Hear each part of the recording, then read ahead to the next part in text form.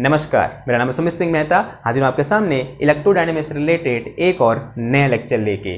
आज का जो हमारा लेक्चर रहने वाला है वो थोड़ा सा स्पेशल रहने वाला है। वो स्पेशल इसलिए है क्योंकि इस लेक्चर की शुरुआत ही हो रही है किससे, एक क्वेश्चन से। ओके, एक बार क्वेश्चन पढ़ लेते हैं। क्वेश्चन क्या है, फिर आपको समझ में आ जाएगा कि लेक्चर का टॉपिक क्या होने वाला है। देखो क्वेश्चन क्या है मेरे पास, which of the following represent a wave. हमारे पास क्या दिया है, यहाँ पर कुछ मैथमेटिकल फंक्शन दिए हैं और पूछा गया है कि इनमें से कौन सा फंक्शन किसी एक वेव को रिप्रेजेंट कर रहा है। जैसे कि अगर आपने लेक्चर नंबर 1 to 9 देखा है तो लेक्चर नंबर 1 to 9 में एक पोर्शन में हमने किस पर बात की थी, इस पर्टिकुलर क्वेश्चन पर या फिर इस टाइप के सिचुएशन पर बात की थी कि किस तरीके से हम किसी फंक्शन को देखकर ये बता सकते हैं कि ये फंक्शन किसी एक वेव को रिप्रेजेंट कर रहा होगा। लेकिन वहां पर हमने बहुत संक्षिप्त रूप में वहां पर देखा उसको, पूरे हम उसमें अंदर डीप में नहीं गए। तो आज हम क्या करेंगे, इसी चीज को कि कौन सा फंक्शन किसी एक वेव को रिप्रेजेंट कर रहा है या फिर नहीं कर रहा है, इस बात की पहचान कैसे करेंगे, इसी को आज हम विस्तार पूर्वक क्या करेंगे, सीखेंगे या फिर उसका अध्ययन करेंगे। ठीक है, तो क्वेश्चन आपको समझ में आ गया या फिर जो टॉपिक है आज का वो आपके समझ में आ गया। अगर टॉपिक समझ में आ गया, अब मैं यहां पर क्या लिखने को जा रहा हूं कि वो कंडीशन कौन कौन सी हैं जिनको किसी एक फंक्शन को क्या करना पड़ता है, सेटिस्फाई करना पड़ता है कि वो फंक्शन किसी एक वेव को क्या करे, रिप्रेजेंट करे। कुछ कंडीशन आपको पता है, अधिकतर कंडीशन आपको पता है, सिर्फ एक कंडीशन को छोड़कर जो कि मैंने उस लेक्चर में नहीं बताई है। तो पहली जो कंडीशन है कि अगर मेरे पास कोई एक वेव है और मैं वो ये बोल रहा हूं, अगर मेरे पास कोई ये फंक्शन है और मैं ये बोल रहा हूं कि वो फंक्शन किसी एक वेव को रिप्रेजेंट कर रहा है, तो जो पहली कंडीशन मुझे सेटिस्फाई करनी चाहिए वो क्या होना चाहिए कि जो मेरे पास एफ जेड कॉमा टी होना चाहिए, this must be a function of like this, कुछ ऐसा होना चाहिए, यानी जेड प्लस माइनस वीटी का फंक्शन होना चाहिए। उसमें ये टर्म आना चाहिए, जेड प्लस माइनस वीटी आना चाहिए, या तो उसमें जेड प्लस वीटी आना चाहिए या फिर जेड माइनस वीटी आना चाहिए। अगर वहां पर ये चीज नहीं है तब वो किसी एक वेव को रिप्रेजेंट नहीं कर रहा है। ये तो पहली कंडीशन थी। दूसरी कंडीशन ये है, हम सब जानते हैं अगर मेरे पास कोई ये फंक्शन जी जेड प्लस माइनस वीटी है तो ये किसको फॉलो करता है या फिर किसको सेटिस्फाई करता है, वेव इक्वेशन को सेटिस्फाई करता है। यानी उसने वेव इक्वेशन क्या होती है हमारे पास, वेव इक्वेशन होती है हमारे पास partial square F upon partial Z square is equal to 1 v square partial square F upon कितना होता है, पार्शियल टी स्क्वायर। यानी अगर ये फंक्शन किसी वेव को रिप्रेजेंट कर रहा है तो ऑब्वियस सी बात है वो वेव इक्वेशन को क्या करेगा, सेटिस्फाई करेगा। ये दूसरी कंडीशन उसने क्या करनी चाहिए, सेटिस्फाई करनी चाहिए। ओके, इन दोनों कंडीशन के बारे में हमने लेक्चर नंबर 1 to 9 में देखा। लेकिन एक कंडीशन ऐसी है जो हम वहां पर पढ़ना भूल गए, या बोल सकते हैं हमारा उसमें ध्यान ही नहीं गया, क्योंकि हम ज्यादा फोकस किसमें कर रहे थे, इलेक्ट्रोडायनेमिकल वेव में या फिर इलेक्ट्रोमैग्नेटिक वेव में वहां पहुंचने की हमको जल्दी थी। तो उस जल्दीबाजी में हम उसको पूरी तरीके से गौर से देखने में असमर्थ रहे। तो वो कंडीशन क्या है, वो कंडीशन ये है कि इस function f Z comma T ने एफ और जेड की हर वैल्यू में डिफाइन होना चाहिए, यानी इसकी कुछ फाइनाइट वैल्यू होनी चाहिए for each value of Z and T. ठीक है, अगर इसकी कोई फाइनाइट वैल्यू ही नहीं आएगी किसी एक particular value of Z and T के लिए, तो ये वेव को क्या किसी चीज को रिप्रेजेंट नहीं कर पाएगा। ये बात समझ में आई आपकी। ओके, तो यहां पर जो थर्ड कंडीशन है, that condition is F Z comma T will be finite for all values of z and t। z और t की हर वैल्यू के लिए एफ जेड कॉमा टी इस फंक्शन ने कैसी वैल्यू देनी चाहिए, फाइनाइट वैल्यू देनी चाहिए, यानी उसकी वैल्यू इन्फिनिटी नहीं आनी चाहिए। माना जेड और टी की किसी वैल्यू के लिए या तो 0 होना चाहिए या फिर 1 2 3 4 कुछ ऐसा होना चाहिए। ऐसा नहीं कि इन्फिनिटी हो गया, इन्फिनिटी होगा तो वो वेव को रिप्रेजेंट नहीं करेगा, चाहे वो इस वेव को इक्वेशन को सेटिस्फाई करे या फिर वो इस फॉर्म में हो। ओके, तो ये क्या थी, एक इंपॉर्टेंट चीज थी जो हम वहां पर पढ़ना मतलब नहीं पढ़ पाए। ओके, तो अब अगर ये तीन कंडीशन कोई एक फंक्शन सेटिस्फाई कर रहा है तो 100% वो फंक्शन क्या करेगा, किसी भी एक वेव को रिप्रेजेंट करेगा या फिर किसी एक वेव का मैथमेटिकल रूप वो होगा। अब यहां पर देखो, यहां पर हमें चार फंक्शन दे रखे हैं। पहला फंक्शन क्या है मेरे पास, F Z comma T is equal to Z minus we T है। तो इन अवर क्वेश्चन जो अगर मैं पहले फंक्शन की बात करता हूं तो पहला function f Z comma T is equal to क्या दे रखा है मेरे को, यहां पर जेड माइनस वी टी दे रखा है। क्या ये इस फॉर्म में है? देखो पहली कंडीशन को ये सेटिस्फाई कर रहा है, जो पहली कंडीशन है उसको सेटिस्फाई कर रहा है, यानी पहला जो टिक है वो किसको दिखा रहा है? जो पहली कंडीशन है उसे सेटिस्फाई कर रहा है, सेटिस्फाई कर रहा है, आंसर हाँ जी कर रहा है। अगर कोई function z minus we T या z प्लस वी टी इस टर्म में होता है तो वो 100% वेव इक्वेशन को सेटिस्फाई करता है, तो जो सेकंड कंडीशन है वो भी क्या हो रही है हमारे पास? सेटिस्फाई हो रही है। तो अभी तक तो हम ये कह सकते हैं कि ये जो फंक्शन है वो किसको रिप्रेजेंट कर रहा है? एक वेव को रिप्रेजेंट कर रहा है। लेकिन अब आओ इस कंडीशन में, क्या वो x और t की हर वैल्यू के लिए उसकी वैल्यू फाइनाइट है? देखो यहां पर क्या, अगर z इक्वल टू 0 पुट करूंगा मैं तो ये वैल्यू कितनी आ जाएगी? vt आ जाएगी, माइनस vt आ जाएगी। अगर मैं t इक्वल टू 0 पुट करूंगा तो ये वैल्यू कितनी आ जाएगी? z आ जाएगी। लेकिन अगर मैं यहां पर z equal to infinity put कर दूं या फिर माइनस इन्फिनिटी पुट कर दूं, देखो at z equal to infinity, क्या ये वैल्यू फाइनाइट आ रही है? अगर z की जगह यहां पे इन्फिनिटी पुट करूंगा तो इन्फिनिटी माइनस vt, आंसर कितना होगा? इन्फिनिटी। यानी at z equal to infinity this function is not defined, it mean it is not finite for all value of z and t, so it is not satisfying third condition. ये third condition को satisfy नहीं कर रहा है, it mean it is not a function या wave function, या फिर it is not representing any type of wave, ये किसी भी वेव को रिप्रेजेंट नहीं कर रहा है। अब सेकंड देखो, तो पहला वाला तो ऑप्शन हट गया, तो सेकंड देखो यहां पर बी, ये ए है, बी ऑप्शन क्या है मेरे पास? F Z comma T. Again इसमें देखो तो F Z comma T is equal to Z into Z plus we T है, ऐसा है। अब देखो ये जेड है, अंदर जेड प्लस वी टी है, लेकिन इस जेड को अंदर मल्टीप्लाई भी तो कर सकता हूं मैं। अगर उसको अंदर मल्टीप्लाई करूंगा तो कितना आ जाएगा? ये Z square plus Z into V T आ जाएगा। तो अगेन ये तो यहीं तक पता चल गया कि it is not in this our required form, तो इट इज नॉट रिप्रेजेंटिंग। ये तो पहली कंडीशन को सेटिस्फाई नहीं कर रहा है, तो ये भी नहीं है, ठीक है। सेकंड वाला भी क्या हो गया हमारा? कैंसिल हो गया। अब आओ कहां? सी वाले में आओ, तो सी मेरा जो ऑप्शन है वो क्या है मेरे पास? This is F Z comma T is equal to कितना? देखो 1 upon Z plus Z upon V T है।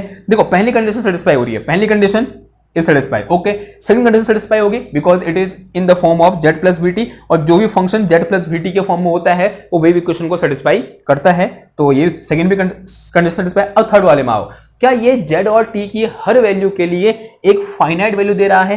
देखो यहां पर जेड की जगह इन्फिनिटी पुट करो, देखो इसकी वैल्यू क्या हो सकती है?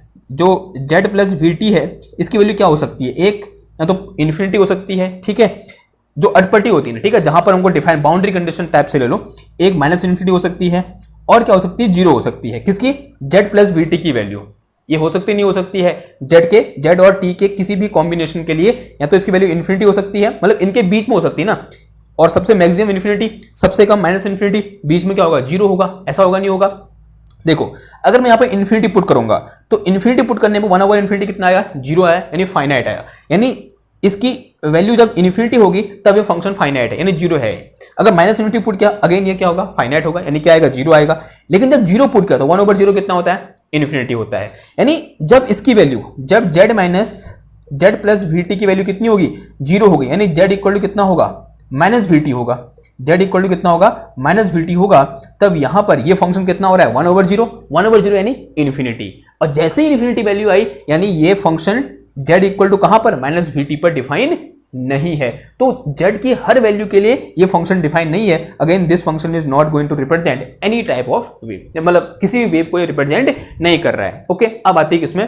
थर्ड वाले में बात आती है, तो फोर्थ वाले में बात, तो वही बचा है, वही क्या होगा? हमारा आंसर होगा। देखो कैसे, जो डी है मेरे पास वो क्या है मेरे पास? F Z equal to A sine, क्या है मेरे पास? F Z comma T is equal to A sine, और अंदर कितना है मेरे पास? जेड प्लस वी टी, है या नहीं है? देखो इस फॉर्म में है, हाँ जी है, तो इसको भी सेटिस्फाई करेगा, ऑब्वियसली बात है करेगा। अब ये क्या है मेरे पास? Sine Z plus we T है। देखो जो साइन की वैल्यू होती है ना, जो साइन थीटा होता है वो कहां से कहां लाई करता है? -1 से लेकर +1 तक लाई करता है। आप थीटा की वैल्यू चाहे कुछ भी पुट कर दो, उसकी वैल्यू -1 से +1 होगी, यानी इसकी वैल्यू यहां पर, इस थीटा की वैल्यू अगर इन्फिनिटी भी होगी तो उसकी वैल्यू -1 से +1 के बीच में ही आने वाली है। माइनस इन्फिनिटी होगा तब भी उसकी वैल्यू -1 से +1 के बीच में ही आने वाली है। जीरो होगा तो वो जीरो हो जाएगा। ये बात समझ में आई आपको? तो इसका मतलब जो साइन थीटा की वैल्यू होती है वो हमेशा क्या रहती है? फाइनाइट रहती है। तो ये फंक्शन क्या है? जेड और टी की हर वैल्यू के लिए क्या दे रहा है? फाइनाइट वैल्यू दे रहा है, और ऊपर की दो कंडीशन को भी क्या कर रहा है? सेटिस्फाई कर रहा है। इसका मतलब ये फंक्शन क्या है?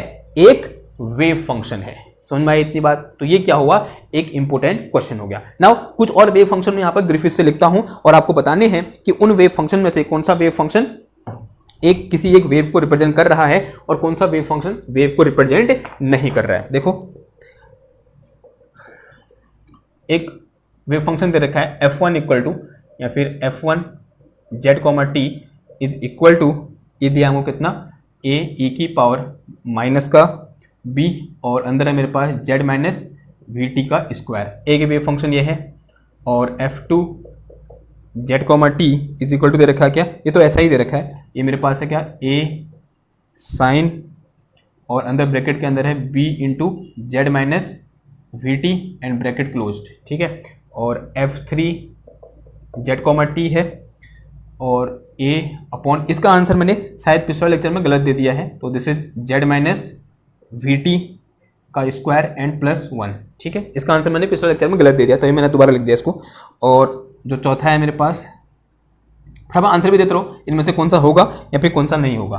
दिस इज a इंटू ई की पावर माइनस का b और ये मेरे पास कितना आ गया b z square and plus we T.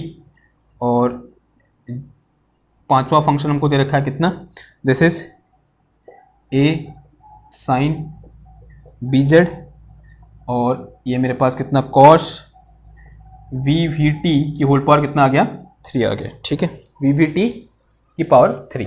तो इस टाइप से मेरे पास यहाँ पर कुछ फंक्शन दे रखे हैं। एक आध फंक्शन और ले लो, जैसे फंक्शन नंबर 6 दे रखा है f z, t is equal to a log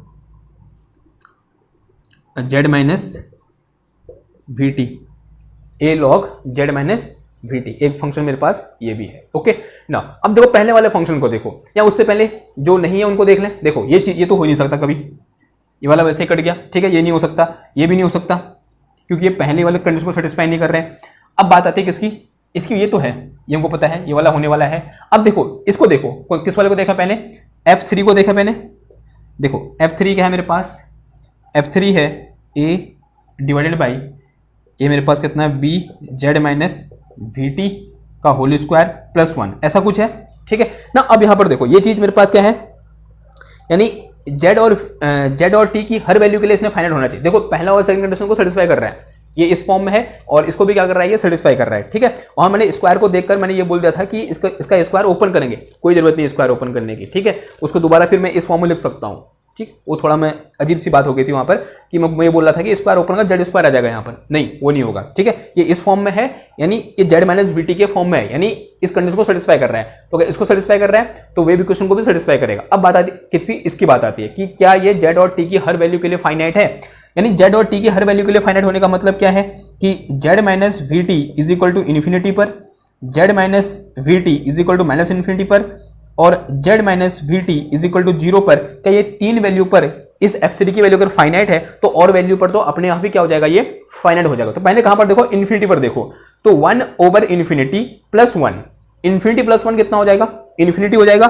तो 1 ओवर इन्फिनिटी कितना होता है, 0 होता है, यानी इसके लिए इसकी वैल्यू क्या आ रही है, 0 आ रही है। तो इसमें तो क्या है, ये फाइनाइट है। यहां देखो ये क्या है मेरे पास, z minus we T equal to minus infinity, तो माइनस इन्फिनिटी का स्क्वायर क्या होगा, plus infinity into b, infinity plus 1, infinity a upon infinity, again कितना आ गया, 0 आ गया, यानी फाइनाइट वैल्यू आ रही है। तो इस पे भी डिफाइन है, 0 पर डिफाइन है नहीं है, 0 पर तो डिफाइन ही है, बिकॉज a अपॉन 1 आ जाएगा, तो a अपॉन 1 कितना होता है, again this is finite value. So ये क्या है, तीनों कंडीशन को सेटिस्फाई कर रहा है, यानी तीनों बार इसकी वैल्यू फाइनाइट आ रही है। तो पहली कंडीशन को सेटिस्फाई किया, दूसरे को भी और तीसरी को भी, it mean this third function is also a wave function. ये भी किसको रिप्रेजेंट कर रहा है, एक वेव को रिप्रेजेंट कर रहा है। अब बात आती है किसकी, इस वाले में, this is very very important. जो पहला फंक्शन है f1 इज इक्वल टू कितना है मेरे पास, a e की पावर माइनस का b और अंदर कितना है मेरे पास, z माइनस वी टी का होल स्क्वायर, ऐसा कुछ है। देखो पहली कंडीशन को सेटिस्फाई कर रहा है, आंसर आज ही कर रहा है यहाँ z माइनस वी टी है। अगर z माइनस वी टी है तो ये वेव इक्वेशन को सेटिस्फाई करेगा, ठीक है। अगर वेव इक्वेशन को सेटिस्फाई करेगा तो पहले दो कंडीशन सेटिस्फाई होगी। अब बात आती है किसकी, इसकी, यानी वो फाइनाइट है या नहीं है जेड और टी की हर वैल्यू के लिए। तो यहाँ पर Z minus we T equal to infinity पर, Z minus we T equal to minus infinity पर और Z minus we T equal to 0 पर, इन तीन जगह इसकी वैल्यू देख लो। अगर इन तीनों पर ये फाइनाइट आ गया तो इनके बीच में तो वो फाइनाइट होगा ही होगा। ओके, अब जेड इक्वल टू इन्फिनिटी पर देखो, जेड इक्वल टू इन्फिनिटी पर, sorry z minus we T equal to infinity पर देखो, इन्फिनिटी का स्क्वायर इन्फिनिटी और infinity into b again infinity, तो ये क्या है माइनस इन्फिनिटी, तो नीचे कितना आएगा और ये नीचे आ जाएगा e की पावर माइनस इन्फिनिटी, नीचे आएगा कितना हो जाएगा e की पावर इन्फिनिटी, तो e की पावर इन्फिनिटी कितना होता है इन्फिनिटी होता है, तो कितना आ गया a upon infinity, a upon infinity कितना हो जाएगा आंसर 0 हो जाएगा। यानी यहां पर क्या हो रहा है, ये फाइनाइट वैल्यू दे रहा है। अब इस पर देखो कि Z minus we T equal to minus infinity, अगर Z minus we T equal to minus infinity होगा तो ये यहाँ पर क्या आएगा माइनस माइनस प्लस हो जाएगा, बिकॉज इसका स्क्वायर है तो प्लस इन्फिनिटी, तो अगेन सिचुएशन वही रही पहले वाली होगी, तो ये कितना होगा मेरे पास यहाँ पर फाइनाइट, तो 0 पर तो क्या होगा फाइनाइट ही होगा, बिकॉज e की पावर 0 कितना होता है 1 होता है, तो a आ जाएगा। तो ये तीनों कंडीशन को सेटिस्फाई कर रहा है, तो this is our A wave function. तो ये क्या है हमारे पास एक वेव फंक्शन है, या फिर किसी एक वेव को क्या कर रहा है ये रिप्रेजेंट कर रहा है। अब बात आती है किसकी, इसकी देखो ये वाला थर्ड वाले की, सॉरी 6 वाले की। तो 6 वाले में मेरे पास क्या है f6 इक्वल टू, ये मेरे पास है log f6 is equal to a log z minus we t, ऐसा कुछ है हमारे पास। अब है इस फॉर्म में है, आंसर हाँ जी है, तो इस कंडीशन को सेटिस्फाई करेगा और इसको भी सेटिस्फाई करेगा, क्योंकि अगर इस फॉर्म में है तो अपने आप ही ऑटोमेटिकली वो इस फॉर्म क्या करता है सेटिस्फाई कर लेता है। अब बात आती है किसकी फाइनाइट की। देखो log जो होता है ना, log minus x is not defined, not defined, ये डिफाइन नहीं होता है। x जो log कहां पर माइनस एक्स पर नॉट डिफाइन होता है, और log 0 भी क्या होता है नॉट डिफाइन होता है, ठीक है, log 0 भी क्या होता है नॉट डिफाइन होता है।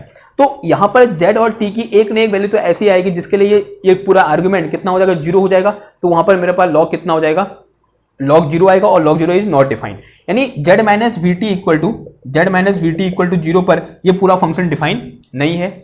और अगर ऐसा हो जाए कि z minus we T equal to कैसा हो जाए नेगेटिव हो जाए, तो वहां पर भी ये फंक्शन क्या है हमारा डिफाइन नहीं है, यानी z और t की हर वैल्यू के लिए हमारा जो फंक्शन नंबर 6 है वो डिफाइन नहीं है।